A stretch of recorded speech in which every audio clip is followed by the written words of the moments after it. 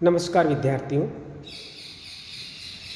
अनिवार्य हिंदी की कक्षा में आप सभी का हार्दिक स्वागत है और हम निरंतर हिंदी व्याकरण और सामान्य हिंदी की जो पाठ्य पुस्तकें हैं उन पर बातचीत कर रहे हैं और इसी बातचीत के क्रम में हम हिंदी व्याकरण जो कि आपके पाठ्यक्रम का भाग है, हिस्सा है, उन बिंदुओं पर हम चर्चा कर रहे हैं। पूर्व चर्चा में हमने हिंदी के शब्द भंडार पर, उसके तत्सम और तद्भव शब्दों के बारे में बात की थी। यह चर्चा भी उसी पर आधारित है। हिंदी के जो तत्सम शब्द है, तद्भव शब्द है, उनके उदाहरण देकर हम आपको ये बता रहे थे कि हिंदी के अंदर, हिंदी भाषा के अंदर तद्भव और तत्सम शब्दों की किस रूप में उपस्थिति है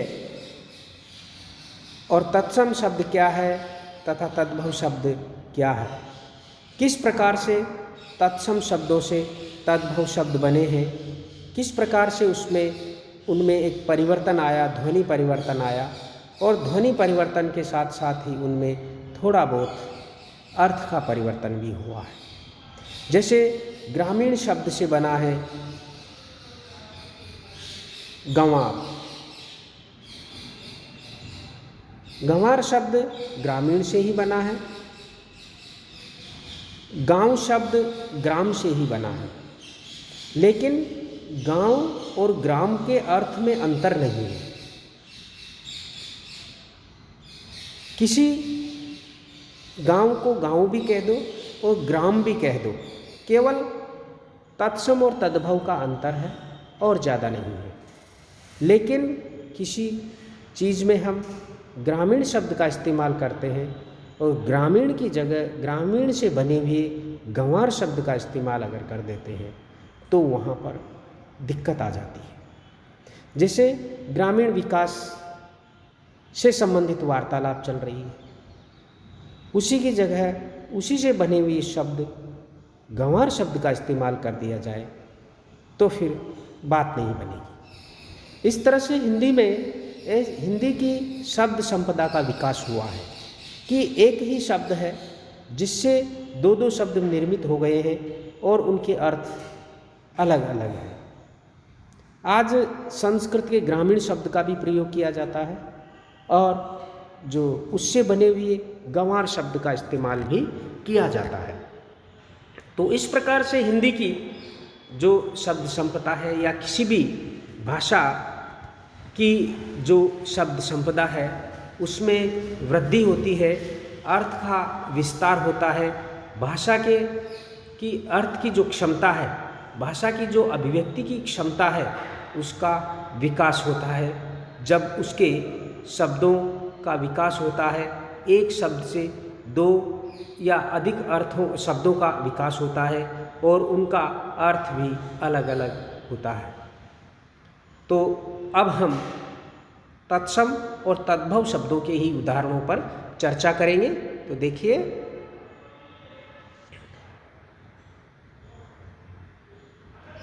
और हमारी जो इसके बाद जो चर्चा रहेगी वह भी बड़ी रोचक चर्चा है, जिसमें हम देशज और विदेशी शब्दों का इस्तेमाल के बारे में जानकारी प्राप्त करेंगे। ऐसे विदेशी शब्दों पर भी बात करेंगे जिनको हम विदेशी मानते ही नहीं हैं, जो हिंदी में इस प्रकार से रच बस गए हैं, खप गए हैं, जो हमें संदर्भ देखने पर पता चलता है कि ये भी कोई विदेशी शब्द है। जब उनका नंबर आएगा तब उन पर बात करेंगे। अभी हम तत्सम और तद्भव शब्दों के बारे में बात करेंगे कि कौन से तद्भव का तत्सम शब्द कौन सा है। तो देखिए, नाच, नाती, नारियल, निबाह, निठुर, नींद और नीम। देखिए, नाच का तत्सम रूप है नृत्य, नाती का तत्सम रूप है नृपत्री, नारियल का नारिकेल, निबाह का निर्वाह, निठुर का निष्ठुर, नींद का निद्रा और नीम का निम्ब।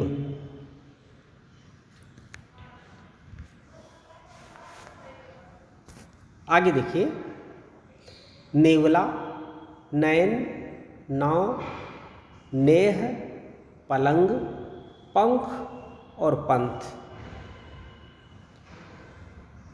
इनके जो तत्सम रूप है उन पर हम बात करेंगे। देखिए, नेवला, नेवला का तत्सम शब्द है नकुल, नयन का तत्सम शब्द है नयन, और नौ का जिनमें दो मात्राएं रहती है उसका तत्सम रूप है नव, और नेह का तत्सम रूप है स्नेह। और जब ये तद्भव बना तो इसमें स हट जाता है, और पलंग का पर्यंक। और शब्दों का ये जो विकास है इसके पीछे कारण है उच्चारण की सुविधा, बलाघात या परिवेश का अंतर। और ज़्यादा से ज़्यादा जो कारक काम करता है वह है उच्चारण की सुविधा, या उसको भाषा विज्ञान के अंदर मुख सुख भी कहते हैं।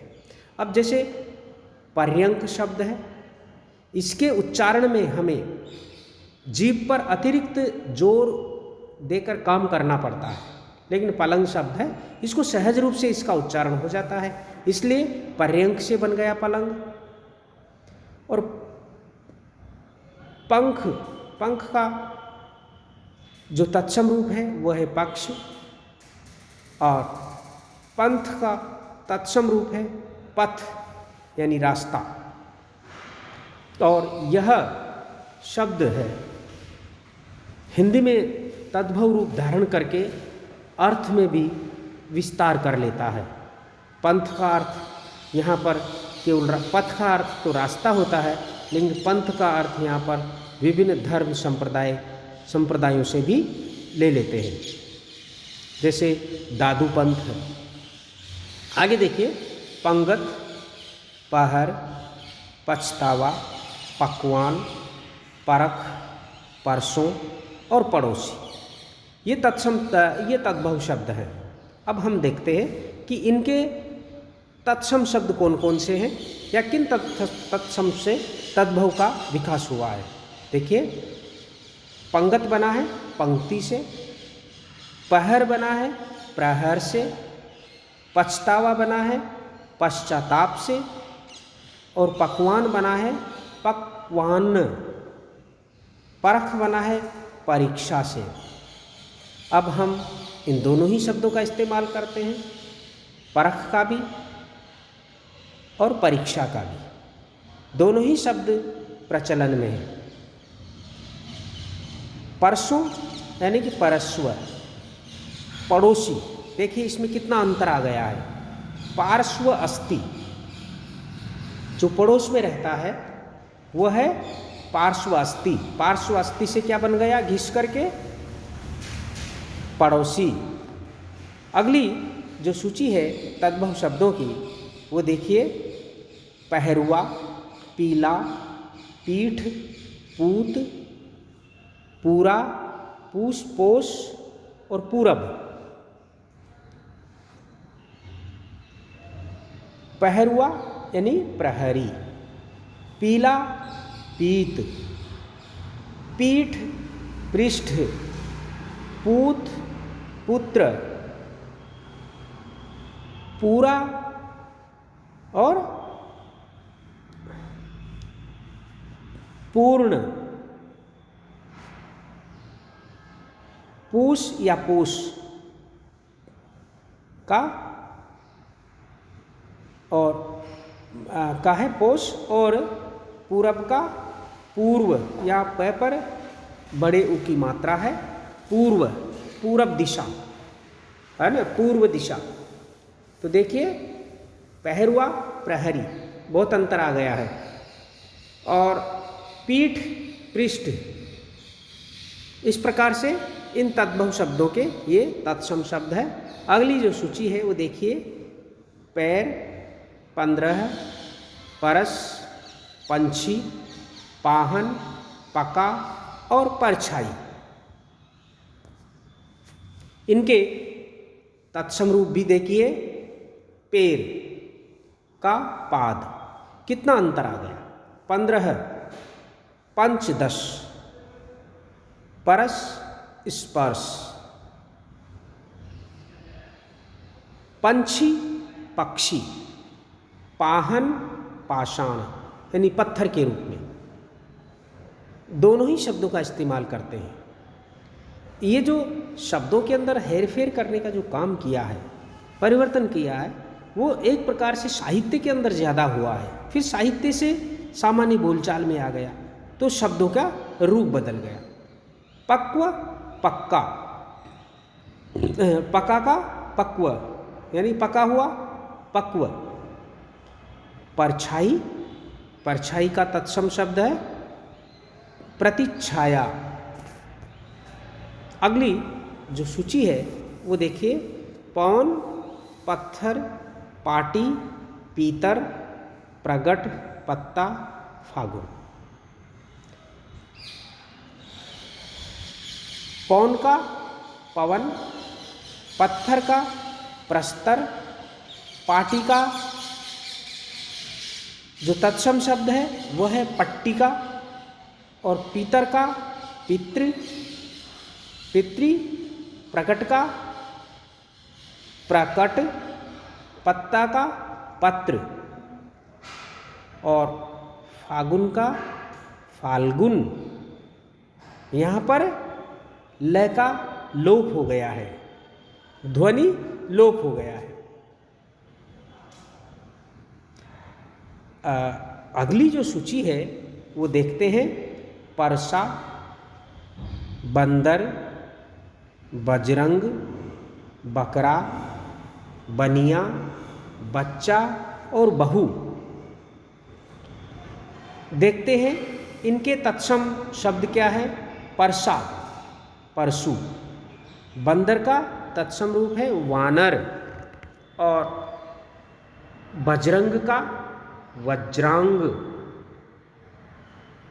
बकरा यानी कि बरकर, और जो बनिया है उसका तत्सम रूप है वणिक, और जो बच्चा है, बच्चा शब्द है, उसका तत्सम रूप है वत्स, और बहू का तत्सम रूप है वधू। अगला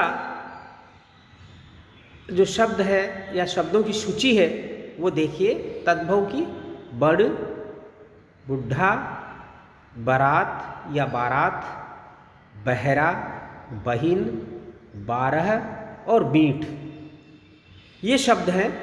और इनके जो तत्सम शब्द देखते हैं हम, बड़ का, बड़ किससे बना है, वट से। अब हम साधारण भाषा में, बोलचाल में बड़ शब्द का भी प्रयोग करते हैं, और जहाँ वट वृक्ष शब्द का इस्तेमाल होता है तो स्वतः ही वट शब्द भी आ जाता है, तो तत्सम शब्दों का भी प्रयोग होता है। बुढ़ा किससे बना है, वृद्ध से। और बहुत ही रोचक शब्द है बारात, बारात या बारात, इसका सही तत्सम रूप है वर यात्रा। बिल्कुल बहुत ज़्यादा परिवर्तन आ गया शब्द में। वर शब्द यहाँ पर एक तरह से लोप ही हो जाता है, वर की जगह केवल ब रह गया, और यात्रा का रात हो गया। वर यात्रा से क्या बन गया, बारात या बारात। और बहरा का तत्सम शब्द है बधिर। बहिन का तत्सम रूप है भगिनी। 12 का तत्सम रूप है द्वादश, और बीट का विष्टा।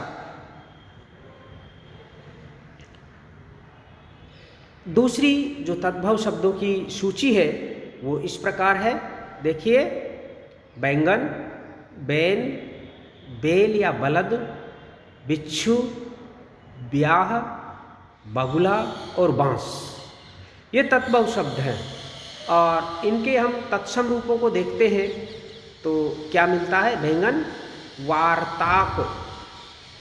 बैल का तत्सम रूप है वाणी, और जो बैल या बलद है जो जोतने के काम आते हैं वो क्या है? बलिवर्द। इसका मूल शब्द है बलिवर्द। बलिवर्द से धीरे धीरे ये क्या बन गया? बैल, बलद। अब बिच्छू, बिच्छू का तत्सम रूप है वृश्चिक। वृश्चिक राशि होती है जिसका संबल बिच्छू होता है। और ब्याह का तत्सम रूप है विवाह, और बगुला का तत्सम रूप है वक, और बांस का तत्सम रूप होगा वंश। तो इस प्रकार से इन शब्दों को मिलाकर के आप याद रख सकते हैं।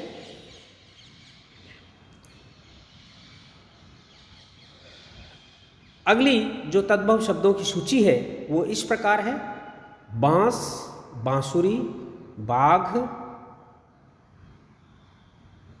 बांध,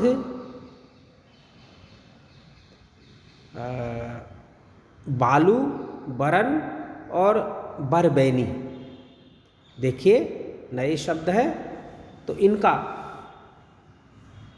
तत्सम रूप है बांस का बंद्या, बांसुरी का वंशी, बाघ का व्याघ्र।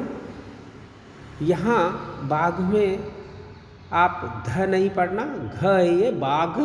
बाघ से क्या हो? बाघ किससे बना है? व्याघ्र से।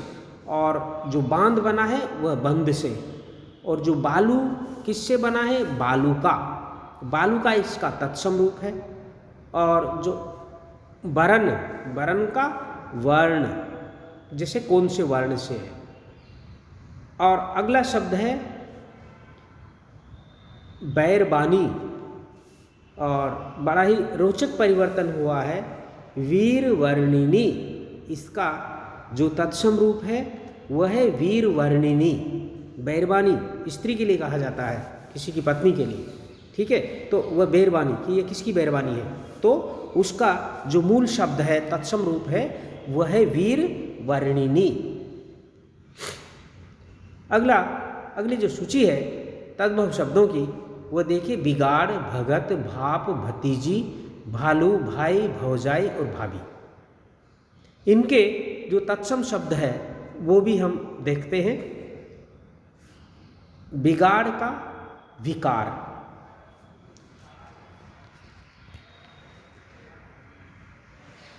भगत का तत्सम रूप है भक्त, और भाप का तत्सम रूप है वाष्प। वाष्प से क्या बना? भाप। और भतीजी शब्द है उसका तत्सम रूप है भ्रातृजा, भ्रातृजा। और भालू, भालू जो शब्द है उसका तत्सम रूप है भल्लुक, और भाई का भ्राता। और भौजाई या भाभी का जो तत्सम रूप है वह है भ्रातृजाया। तद्भव शब्द है, अगली सूची है तद्भव शब्दों की, वह है भिखारी, भीख, भौरा, भों या भोह, भूका, भस्मी, भादो। तो इनके जो तत्सम शब्द है उसको बारे में जानकारी प्राप्त करते हैं। देखिए भिखारी किससे बना है? भिक्षुक से। तो भिक्षुक हुआ तत्सम और भिखारी हुआ तद्भव। उसी तरह से भीख किससे बना है? भिक्षा से। भिक्षा का तद्भव रूप हुआ भीख। और भोरा का तत्सम रूप है भ्रमर। भो या भोह का भ्रूह, भूखा, बुभुक्षित। कितना परिवर्तन आ गया। ये भूखा शब्द है वो बुभुक्षित से ही बना है। और दोनों का अर्थ समान है। भस्मी भस्म, भादव यानी भाद्रपद, तो महीना विशेष है, महीने का नाम है। तो इस प्रकार से ये तत्सम शब्द हुए। अगली जो सूची है तत्सम तद्भव शब्दों की और तत्सम की, देखिए तद्भव शब्द है मगर, मक्खी, मच्छर, मामा, मिठाई या मिष्ठान, मोती और मीत। इनके तत्सम शब्द हैं मगर का मकर, मक्खी किससे बना है? मक्षिका। मच्छर किससे बना है? मत्सर। मामा मातुल। मिठाई का या मिष्ठान का तत्सम रूप है मिष्ठान्न, और मोती का मौक्तिक, और मीत का मित्र। दोनों ही शब्दों का इस्तेमाल होता है। और हिंदी की यही खूबी है कि उसमें तत्सम शब्द भी चलते हैं और तद्भव शब्द भी। दूसरी तद्भव शब्दों की सूची देखिए। मेह, मौत, मूसल, मोर, मकड़ी, महीना, मनिहार। तद्भव शब्दों के साथ साथ उसके तत्सम शब्द देखिए कि कौन सा तद्भव किस तत्सम से निकला है या कि बना है। मेह मेघ, मौत मृत्यु से, मूसल बना षटकोण वाला शब्द आ जाता है इसमें, और इधर मैं पर छोटे उ की थी और इधर तद्भव में बड़े उ की मात्रा मूसल। मोर मयूर, मकड़ी, देखिए इसका जो मूल तत्सम शब्द कैसा है? मरकटी। महीना मास, मनिहार मणिहार। दूसरी तद्भव शब्दों की सूची देखिए। मरघट, रस्सी, राजपूत, रास, रात, राखा और रानी। इनके तत्सम शब्द हैं, देखिए मरघट मृत घट, ये इसका तत्सम रूप है। रस्सी का तत्सम रूप है रज्जू। राजपूत का जो तत्सम रूप है वह है राजपुत्र। रास का तत्सम रूप है राशि। रात का रात्रि। दोनों ही शब्दों का इस्तेमाल हिंदी में होता है। राखा या यहाँ पर राखा नहीं है, ये है राखी। ये राखी, ठीक है। और ये किससे बना है? रक्षा से। रानी राघी, ये संस्कृत रूप है राघी, और इसका प्रयोग हिंदी में लगभग नहीं होता है। और इसकी जगह किसका होता है? इससे बने तद्भव शब्द का रानी का।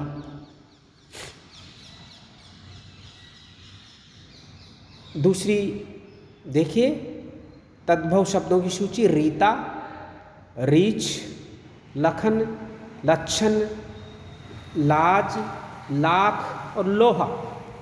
इनके तत्सम शब्द हैं रीता का रिक्त, रीछ का ऋक्ष, लखन का लक्ष्मण, लक्षण का लक्षण, लाज का लज्जा,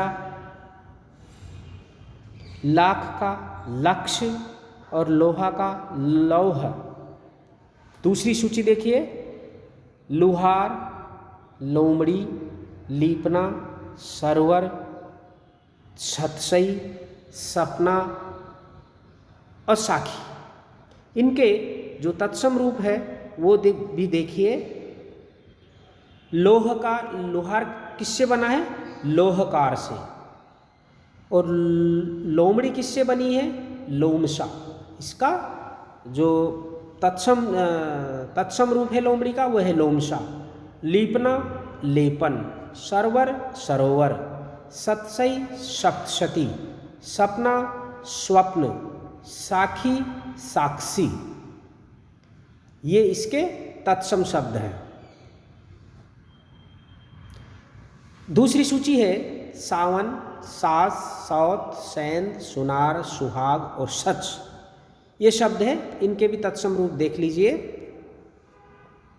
सावन श्रावण, सास श्वश्रु, सौत सपत्नी, सैंध संधि, सुनार स्वर्णकार, सुहाग सौभाग्य, सच सत्य।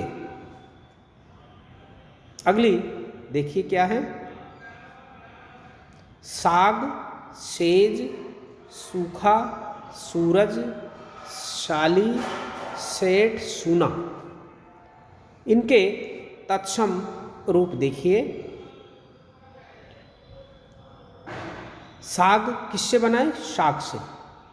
और सेज शैया, सूखा शुष्क, सूरज सूर्य, यहाँ पर ये गलत है, आप थोड़ा ये नहीं, ये तो सही है लेकिन ये गलत है। इसकी जगह आप सूरज की जगह क्या लिखेंगे? सूर्य, यानी कि सूर्य का तत्सम तद्भव रूप है, सूर्य का तत्सम रूप है सूरज। और शाली का श्याली, सेठ, सेठ का है श्रेष्ठी, और सूना, ये सूना, सूना का है शून्य। अगली सूची देखिए। सीख, हथनी, हाथी, हरा, हल्दी, हरख, होली, इनकी तत्सम सूची देखिए। सीख का शिक्षा, हथनी का हस्तिनी, हाथी का हस्ती, हरा का हरित, हल्दी का हरिद्रा, हरख का हर्ष, होली का क्या है? होलिका। तो इस प्रकार से हमारी तद्भव और तत्सम शब्दों से संबंधित ये चर्चा यहीं पर खत्म होती है। अगले वीडियो में हम बात करेंगे हिंदी के देशज और विदेशी शब्दों के बारे में, कि हिंदी में देशज शब्दों की मात्रा कैसी है और हिंदी के कौन कौन से ऐसे शब्द हैं जो देशज हैं, देशज की परिभाषा क्या है, विदेशी शब्दों की परिभाषा क्या है, क्योंकि हिंदी में इन शब्दों की मात्रा भी बहुत ज़्यादा है। विदेशी शब्दों की मात्रा ज़्यादा है, देशज की है लेकिन उतनी नहीं है। इन दोनों ही बिंदुओं पर हम अगले वीडियो में चर्चा करेंगे। धन्यवाद।